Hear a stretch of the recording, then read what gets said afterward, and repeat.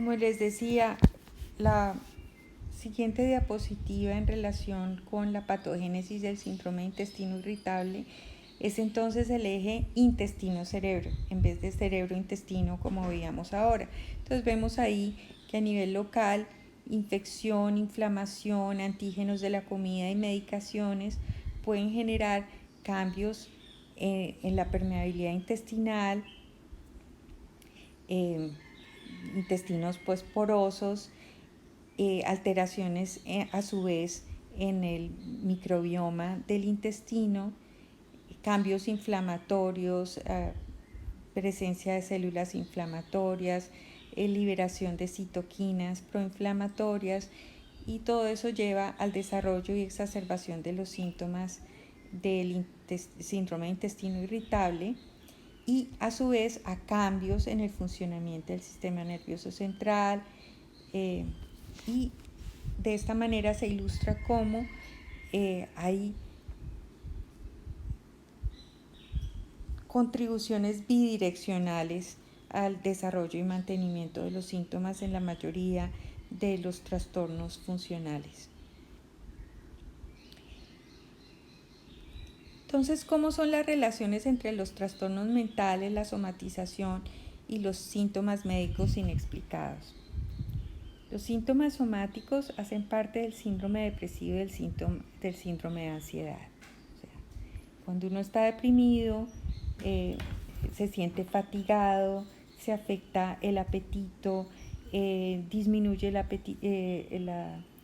el apetito sexual, hay retardo psicomotor, hay molestias digestivas inespecíficas, por ejemplo.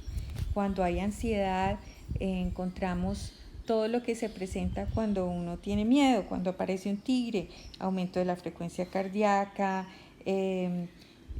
palidez, frialdad, temblor, sensación de que el aire no le entra a uno, lo que se llama shortness of breath. Todo esto se presenta y son pues los equivalentes somáticos de la ansiedad. Hay un componente que se llama también la amplificación somatosensorial, que es un tema que acuñó el Dr. Barsky de Harvard. Dice que es la tendencia a experimentar las sensaciones corporales de una forma más intensa, nociva o perturbadora. Esto puede ser un estilo somatosensorial como dimensión de la personalidad o un procesamiento anormal de la información neuropsicológica o un bajo umbral de reporte de síntomas físicos. Es decir, algunos pacientes perciben más las señales corporales. La somatización se relaciona con la tendencia a buscar atención para síntomas comunes para los cuales no buscarían ayuda en ausencia de malestar emocional. Y también debemos tener en cuenta la respuesta a incentivos del sistema de salud. El sistema de salud tiende a reforzar el comportamiento de enfermedad y el reporte de síntomas y puede producir somatización iatrogénica. ¿Qué quiere decir esto?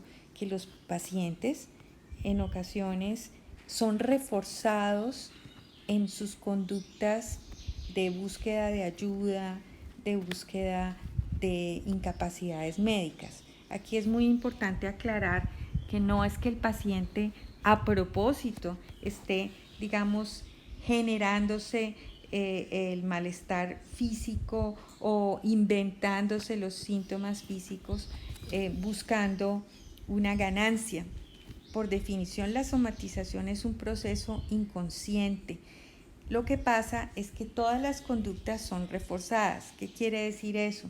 Si yo tengo una conducta a través de la cual logro algo positivo, como un premio, una recompensa, o logro evitar algo desagradable, como ir al colegio, ir a prestar servicio militar, hay más chance de que esa conducta vuelva a aparecer en mí. La prueba, entre comillas, de que esto no es algo intencional es que es la pataleta de un niño. El niño no hace una pataleta a propósito buscando que su mamá le dé una golosina. Pero si la mamá le da una golosina, cada vez que él hace una pataleta, pues se vuelve una respuesta, una conducta condicionada. Entonces, el hecho de que pareciera que el paciente estuviera haciendo esto, entre comillas, como piensa mucha gente, para manipular, no hay tal. Lo que sucede es que hay un reforzamiento de esa conducta. Estos conceptos también me parece importantes que lo tengan claro, qué es la ganancia primaria y la ganancia secundaria. Reconocemos que hay motivaciones psicológicas, repito, inconscientes que tienen los pacientes cuando presentan síntomas. La ganancia primaria es la motivación interna positiva, es decir, el síntoma físico surge en reemplazo de un malestar emocional, como por ejemplo en la conversión. En la conversión, típicamente el paciente está muy tranquilo a pesar de los síntomas que presenta. Por ejemplo, amanece con una paraplegia, sus médicos no entienden por qué está parapléjico y el paciente está mucho más tranquilo de lo esperado. Eso en la semiología francesa se llamaba bella indiferencia, pero hace referencias a este proceso de ganancia primaria. La ganancia secundaria es, en cambio, la motivación externa positiva, los beneficios externos que todos tenemos cuando estamos enfermos. Nos ausentamos del trabajo, podemos obtener una compensación económica. Si tenemos un papá que es frío y distante, el papá se puede aproximar y estar pendiente de nosotros, acompañarnos a acostarnos a dormir cuando estamos chiquitos, cosa que no haría si no estamos enfermos. No voy a leer todo esto, me parece importante que ustedes tengan estas definiciones para entender el concepto de conducta de enfermedad. Conducta de enfermedad, como su nombre lo indica, es todas las conductas en relación con el cuerpo, en relación con la búsqueda de ayuda, su aproximación a los sistemas de salud, que identifican a un paciente como un enfermo. Puede considerarse un síndrome, un síntoma o una dimensión o una explicación de la conducta. Y es muy importante lo siguiente, se ve afectado por factores sociales, psiquiátricos y culturales. Por ejemplo, si en una familia el paciente enfermo es recompensado especialmente, todo el mundo se vuelca en torno de él, ante la más mínima fiebre la mamá le dice al niño que no vaya al colegio. Hay un reforzamiento de esa conducta de enfermedad. Y la conducta de enfermedad puede usarse de manera inconsciente, como les digo, como un medio para manejar las tensiones en las relaciones interpersonales. Entonces vamos a encontrar más bien este concepto en la literatura médica, que es el concepto de illness behavior, que vendría siendo la conducta anormal de enfermedad. Dice, se identifica un modelo inapropiado o maladaptativo de percibir, evaluar o actuar en relación al estado de salud de uno mismo, que persiste a pesar de que el médico haya ofrecido una explicación lúcida, detallada y razonable sobre la naturaleza de la enfermedad y del abordaje terapéutico más adecuado, luego de una evaluación médica apropiada y teniendo en cuenta la edad, el nivel educativo y sociocultural del individuo. Y esto es, digamos, una gráfica que integra un poco lo que pasa. El estrés genera unos síntomas, lo que hablábamos ahora de los síntomas relacionados con la ansiedad, los síntomas depresivos que también cursan con molestias o cambios en el funcionamiento físico. La enfermedad física leve y las variaciones fisiológicas normales generan sensaciones corporales. El problema es la percepción de esas sensaciones corporales, es decir, la cognición, lo que pensamos acerca de esas sensaciones corporales, el significado que le damos, el grado de alarma que nos generan, es decir, el concurso de la mente. Entonces, por un lado, hacia nuestra derecha, vemos que las emociones, o sea, si yo presento un síntoma y esto me alarma, la alarma genera una hiperactividad autonómica que a su vez genera más cambios psicofisiológicos y pues aumentan las sensaciones corporales y entonces generalmente eso apoya, digamos, la idea de que estamos enfermos. Y la atención, la hiperatención. Si yo estoy alarmado, si yo estoy temeroso en relación con un síntoma, si yo estoy pensando que eso es un indicador de que algo está mal, voy a estar hiperatento. Y si estoy hiperatento, voy a registrar muchísimo más mis sensaciones corporales. Yo le explico esto a los pacientes, les digo, todos tenemos una antena para percibir las sensaciones corporales, pero algunas personas tienen una parabólica. Entonces, usted no se le escapa una. Y como usted está tan preocupado por esto, usted se levanta en la mañana, abre los ojos y sin querer usted ya está pasando un escáner por todo su cuerpo a ver qué le brinca, qué le salta, qué le duele. Entonces, de esa manera se perpetúan los síntomas. El comportamiento que tienen los pacientes en relación con los síntomas también puede generar cambios psicofisiológicos. Si yo estoy incómodo por un tinnitus y me empiezo a hurgar el oído, probablemente también me voy a generar cambios. Si yo estoy muy preocupado porque me da mareo y me quedo más bien acostadito y quieto, cuando me voy a levantar, adivinen qué va a pasar. Va a aumentar el mareo. Entonces todo esto, digamos, contribuye a la presentación y al mantenimiento de lo que llamamos los síntomas somáticos funcionales.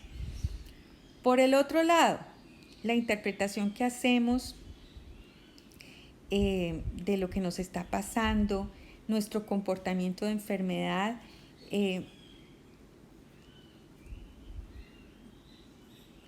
es recibido por los demás de alguna manera y es reflejado por los demás de alguna manera. Es decir, hay una respuesta de los otros, de nuestra familia, de las personas que están alrededor nuestro, de nuestros tratantes, que nos refuerza o no la idea de que estamos en efecto muy enfermos.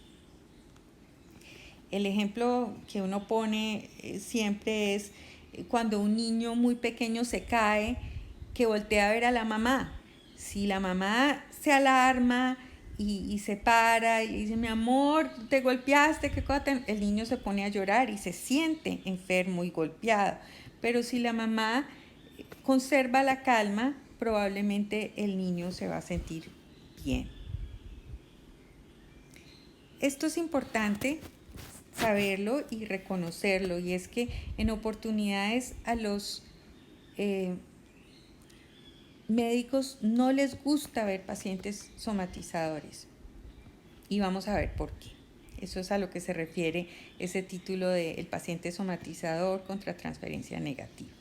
El médico quiere aliviarlo y el paciente tiene razones psicológicas e interpersonales inconscientes para mantener sus síntomas. Y esto genera en el médico sentimientos de ansiedad y frustración. El paciente se enfoca en su experiencia subjetiva de la enfermedad, lo que en inglés se llama illness, y el médico se enfoca en la evidencia objetiva de la enfermedad física.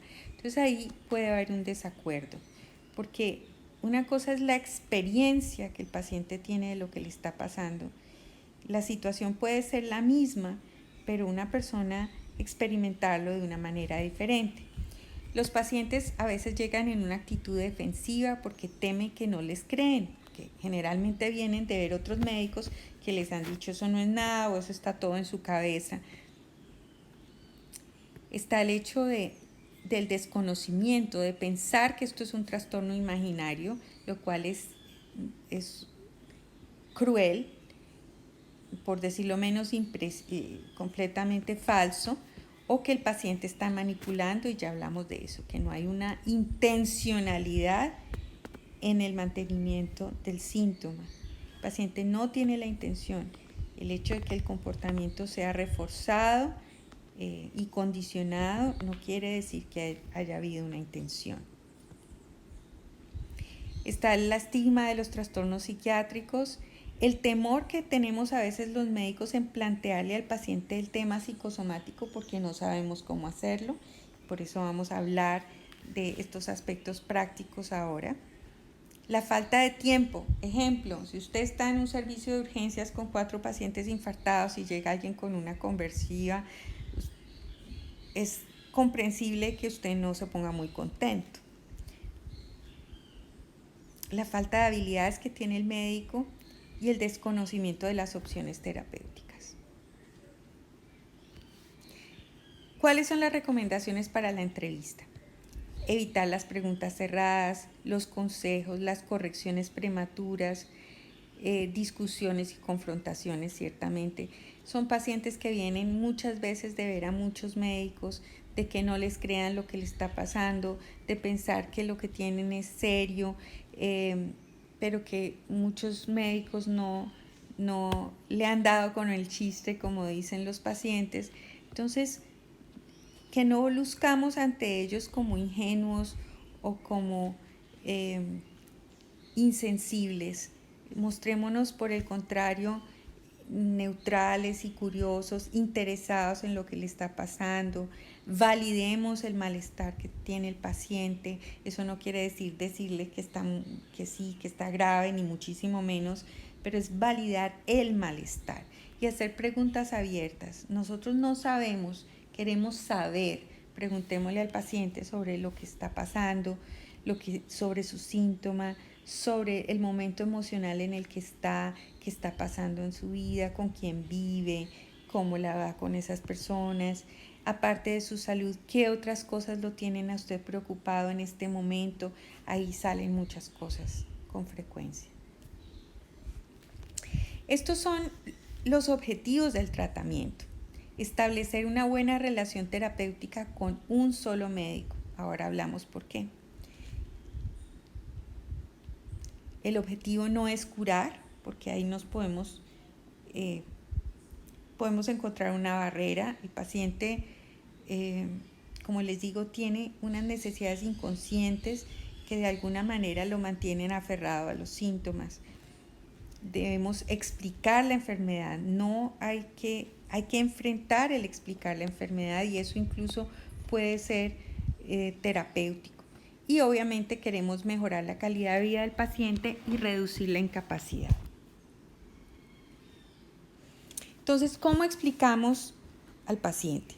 La explicación es parte del tratamiento. Primero tenemos que cambiar de un modelo estructural a un modelo funcional.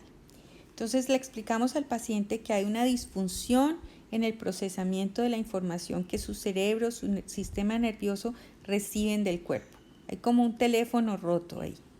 Entonces el cerebro recibe el mensaje que hay algo muy grave, que hay mucho dolor, cuando realmente la lesión no es tan severa, pero el problema es de interpretación del cerebro.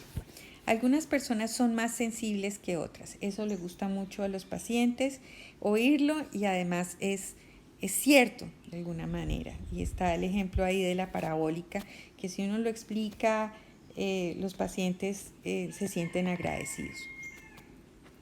La angustia y sobre todo el aumento de la atención a los estímulos corporales aumentan el registro de los mismos, de los síntomas, y luego el paciente entonces interpreta esto como prueba de que algo está mal. ¿Sí? Si yo me concentro en este momento en mi corazón, probablemente percibo los latidos de mi corazón, pero si yo estoy pensando en otra cosa, no los voy a percibir. Esto es lo que le pasa a los pacientes. Todos tenemos extrasístoles, pero estas personas, cuando piensan que están enfermas del corazón, no se les pasa una extrasístole.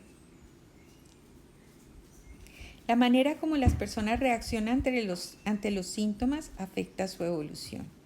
Ya hablamos de esto. Consideraciones psicológicas en el manejo de la somatización. primero hay que hacer el diagnóstico e informárselo al paciente. Esto sí que es bien importante. Asegúrele que no hay dudas acerca de la realidad de sus síntomas. Sea directo y honesto.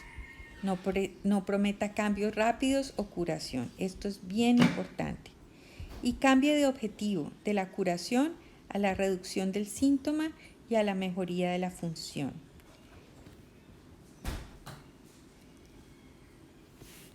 En cuanto al tratamiento psicofarmacológico, lo primero es que hay que identificar y tratar los trastornos psiquiátricos comórbidos. Uno puede tener un trastorno de un trastorno de síntomas somáticos y una depresión mayor. Puede tener varios diagnósticos psiquiátricos. Y se debe considerar el tratamiento con antidepresivos.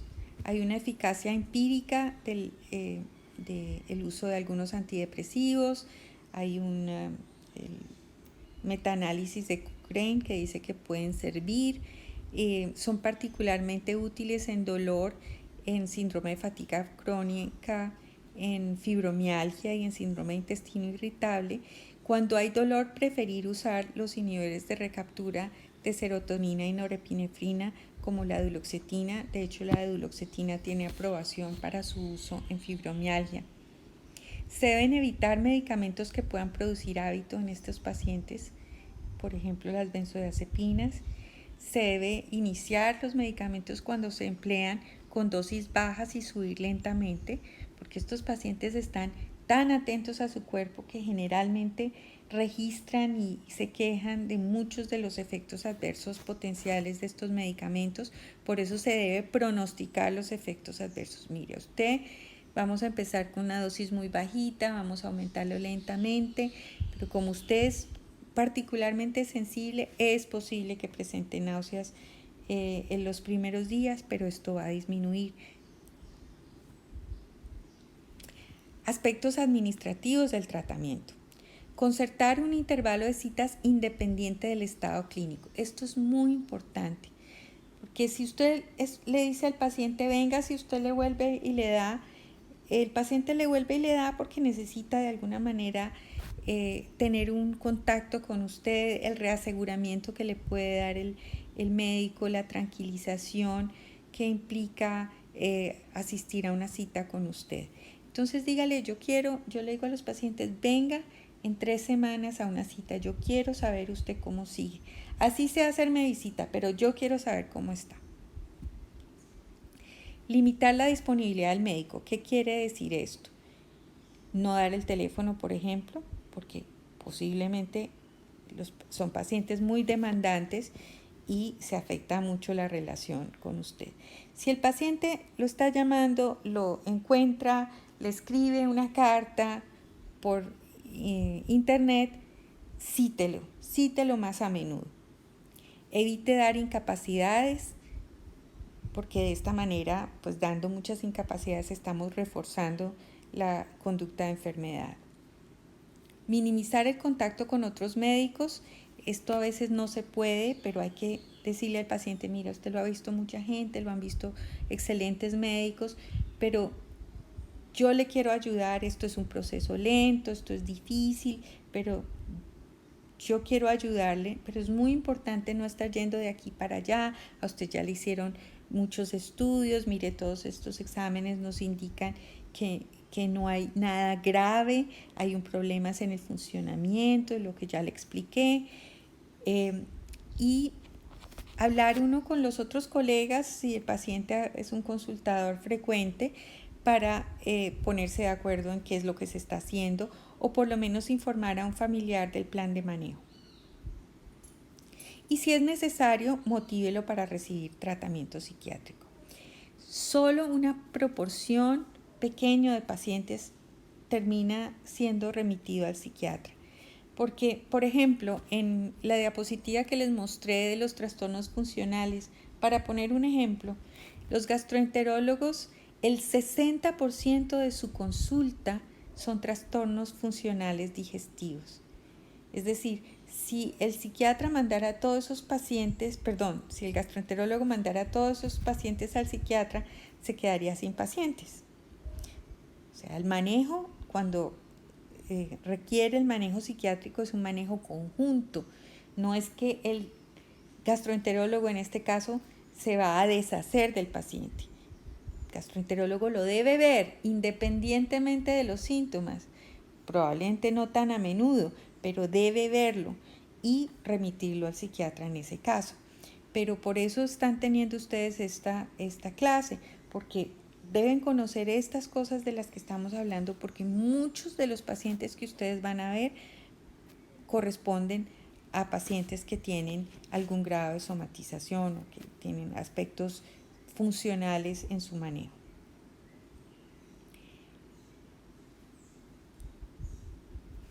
El seguimiento. Debemos identificar qué factores agravan el síntoma y la disfunción, qué factores mejoran el síntoma y la función, y tenemos que reforzar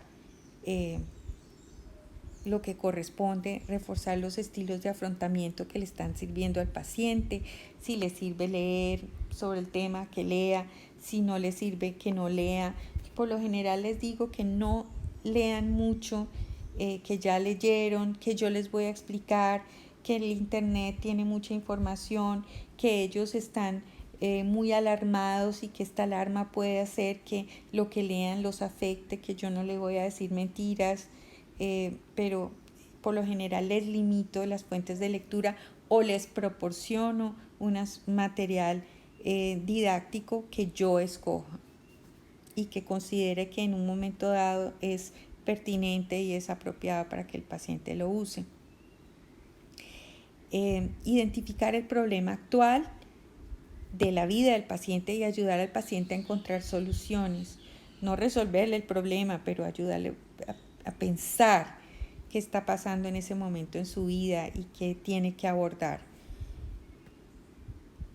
Y esto sí que es importante, formular metas graduales de recuperación de función medibles en términos de comportamientos observables. Ejemplo, paciente tiene una limitación para caminar. Él tiene la idea de que no puede caminar. Sabemos que puede hacerlo. Entonces, si él está postrado, le vamos a decir, bueno, usted va a caminar dentro de su cuarto con apoyo de otra persona 3 veces al día, un poquito dentro de su habitación. En unos días lo ponemos a que vaya un poquitico más lejos, que lo haga sin el familiar, y de esta manera tanto nosotros como el paciente, que es lo más importante, va percibiendo que tiene más autoeficacia, que el no poder es más una idea que una realidad. Y obviamente todo lo que sean conductas independientes del paciente, de independencia, tenemos que reforzárselas positivamente, celebrarle esto, reconocerle el esfuerzo. ¿Cuáles son las indicaciones de remisión al psiquiatra? Los síntomas persistentes, la mala respuesta al tratamiento que usted ha instaurado, el deterioro importante en el funcionamiento y la calidad de vida del paciente. Ahí no está, pero también es muy pertinente cuando estamos ya abrumados y sobrepasados de ver este paciente y cuando tenemos dudas diagnósticas. Algunos pacientes rechazan el tratamiento psicológico, pero a veces es que no se lo vendemos bien. Algunos pacientes admiten, la forma como yo les recomiendo que lo hagan es hablarles de que es un equipo, de que esto es una situación que viene pasando hace mucho rato, usted está muy afectado por esto, y en estos casos es muy importante el concurso de diferentes especialidades, es muy importante la parte, estudiar la parte emocional. Todos los pacientes que están, por ejemplo, con un dolor crónico se afectan emocionalmente. No es necesario que el paciente reconozca que puede haber unos factores psicológicos causales, porque además hemos hablado de que esto es una cosa bidireccional y algunos pacientes no admiten que tienen problemas psicológicos. Yo les pregunto a veces, bueno, aparte de sus problemas de salud, ¿hay alguna otra cosa que a usted lo preocupe, que le esté pasando en su vida? Y con frecuencia dicen que nada más. Pero algunos admiten malestar emocional secundario al síntoma. No importa. Lo importante es poderles vender la idea de que hay que examinar un poco los factores emocionales. Otros aceptan tratamientos psiquiátricos, psicológicos si el propósito es mejorar los síntomas físicos o el manejo del estrés. Esto del manejo del estrés es una forma de vender el tratamiento. Esto es un abrebocas de un poco lo que hacemos los psiquiatras y los psicólogos con estos pacientes. Una de las cosas que hacemos es evaluar, como está ahí señalado, el proceso del pensamiento. Y de esta manera se pueden evidenciar los sesgos de razonamiento, es decir, formas inflexibles, ilógicas e improductivas de interpretar el mundo. Entonces, lo que hacemos es ayudar a los pacientes a corregir estos pensamientos distorsionados y a progresivamente volver a tener conductas de independencia. Hablemos un poquito de los pensamientos distorsionados. Son errores cognitivos, a veces son pensamientos que surgen de una manera automática y que son por lo general negativos. Entonces, ejemplos de pensamientos distorsionados: el pensamiento catastrófico, paciente que encuentra sangre en las heces y de una vez está pensando que eso es un cáncer de colon. Está el sesgo de confirmación, implica